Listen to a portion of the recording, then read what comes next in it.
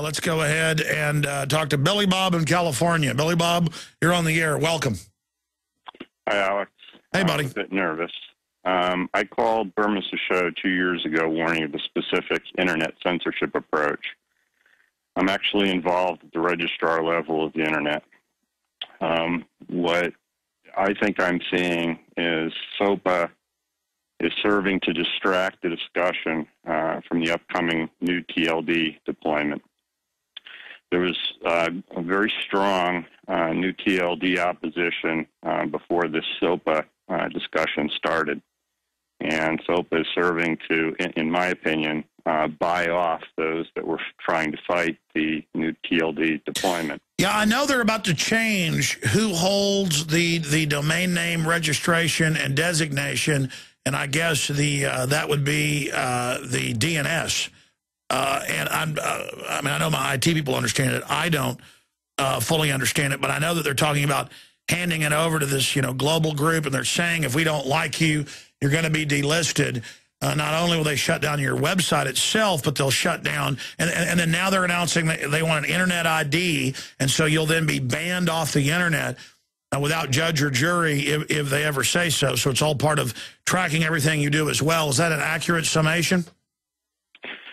Roughly, that's probably where it's headed. Okay, well, I'm going to stop you then. You got 3 minutes. I want you to get together what the TLD is. I remember seeing that in the last few months. Big hubbub about it. Explain it in layman's terms to people straight ahead here, and why you see the SOPA bill as a distraction compared to what's happening with ICANN and all the rest of it. Explain it to us in layman's terms on the other side. Then I'll get into the eugenics news and more of your calls today. Wow, it's great taking calls, isn't it? They're taking us in every direction you can imagine.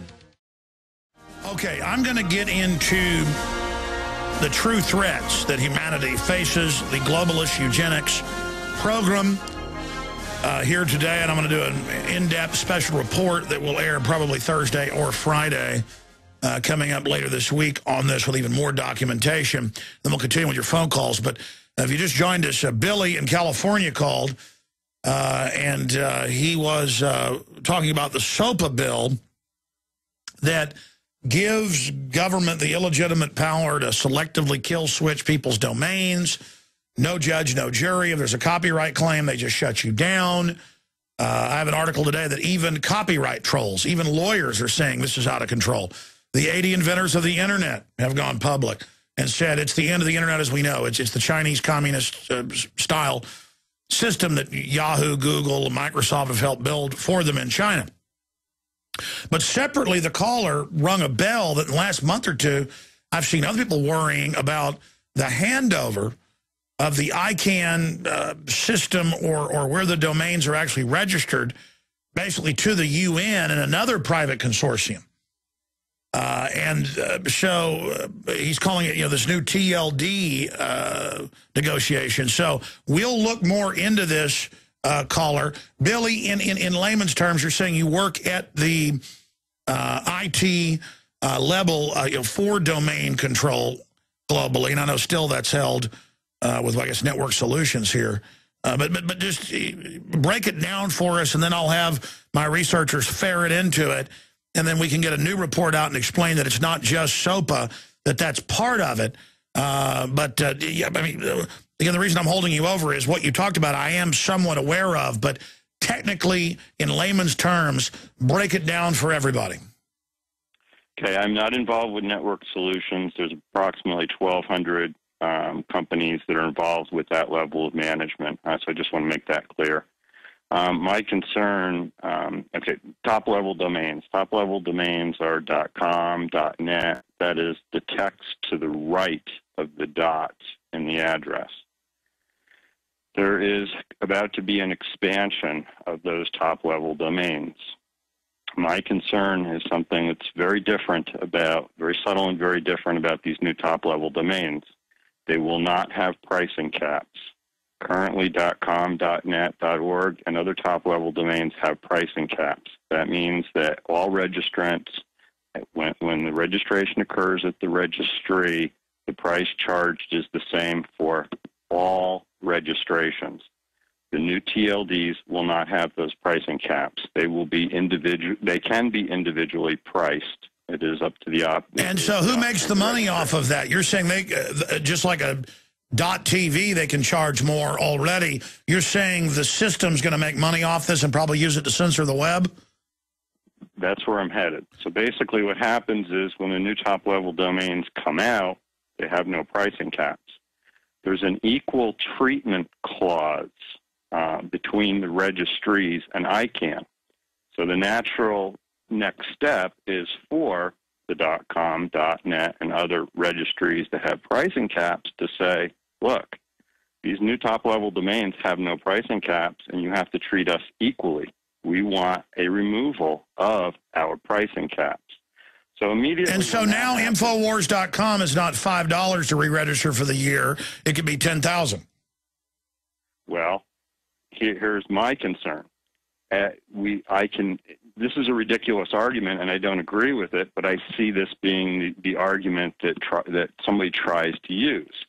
You, Alex Jones, have developed a huge following on your Infowars.com domain name, and therefore the burden, quote unquote, that you are creating on the infrastructure is much greater than everybody else. No, they're already saying that where the people that use the most bandwidth, even though you're already paying for it with your data plan on your cell phone or DSL or whatever, that you've got to pay more, even though that's already all priced in on the data plan you get. They're already, just like they put taxes on trucks 90 years ago saying they're using your roads and then it gets given to everybody. No, they've said under Internet 2, that is the strategy. You're absolutely right.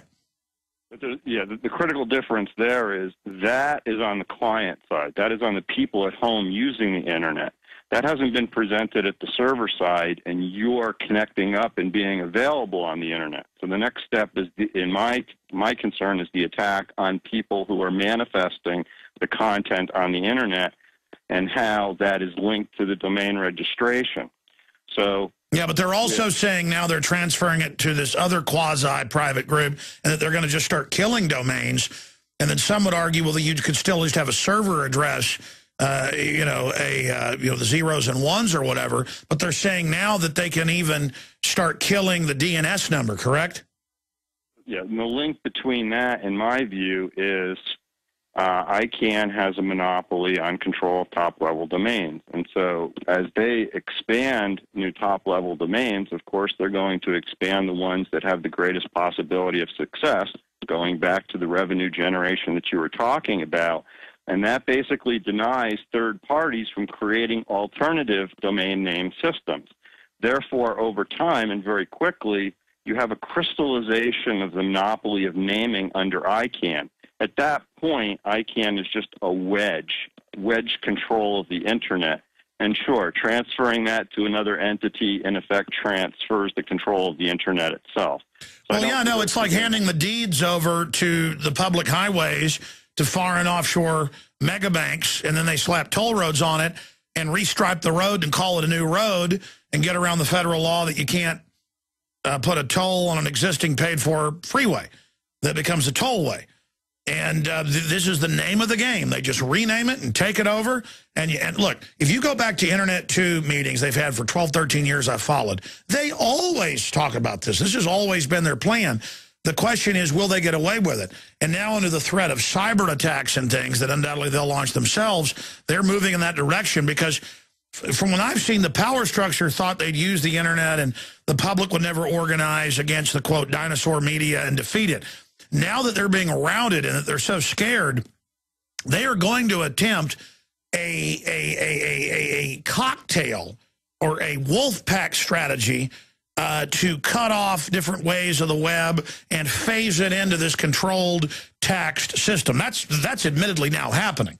The question is technology developing so fast and proliferating so fast that as they try to start shutting us down, which is already beginning, we grow into new areas and expand, metastasize virally, if you could use their terms, to where they can't stop us.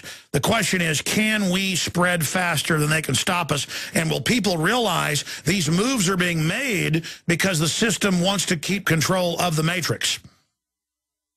Agreed. People need to come up with alternative ways of indexing the internet. Currently, people in first world countries, the cost of a domain registration is negligible. So the cost of people having a voice on the internet and access to the entire internet and everybody on it is negligible. But if that cost suddenly goes from $6 to $6,000, it becomes very obvious that free speech ends, and the empowerment of the individual that the internet provides ends there. Well, it's worse than that, though. Again, you're absolutely right, but it's worse than that. They're coming out and saying under SOPA, they'll order search engines to delist information. They're talking about using the Shazam-type software where they can just erase a person's voice off the web.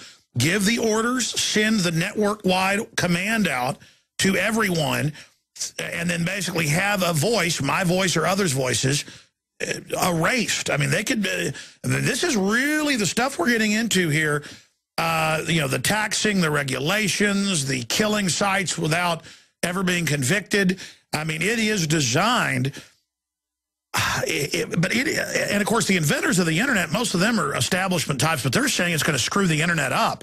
I mean, do you have a concern there on the SOPA situation that bringing in Chinese-style or Iranian-style censorship is going to really screw the internet up?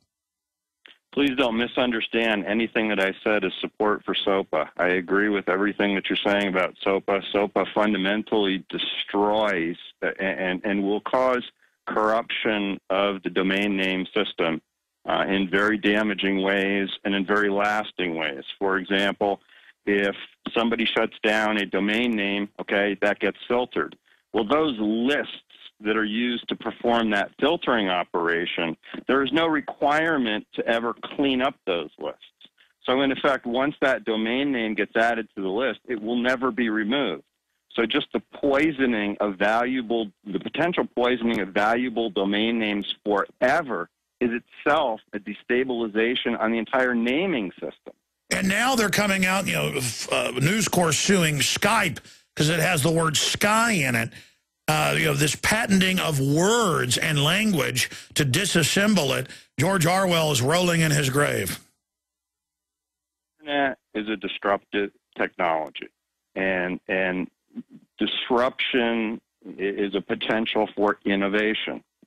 In my view, intellectual property is having a change forced onto it. It does not want to change. It wants to impose its will on the internet. This is the battle. I think, and this is something that I hear Max Kaiser saying in very specific ways of ending copyrights and so forth. I don't agree with that. I think there needs to be a change so that people can have some type of an ownership and present it. But SOPA is not a way to do that. Exactly. What's going to happen is they're going to try to apply souped-up old copyright to new technologies and actually discredit any type of copyright in and of itself. I mean, it's going to be, folks, it's going to get crazy, and you're absolutely right. Very great points. Thank you so much, sir. I concur with your expert analysis that God knows what he's talking about. Okay, we're going to come back to this short segment the next, then I'll get to the rest of your calls. Aaron Dykes is in here with me. You know, I want to get into weaponized bird flu, and then that leads us into a bunch of other areas. We'll be right back, ladies and gentlemen. Stay with us.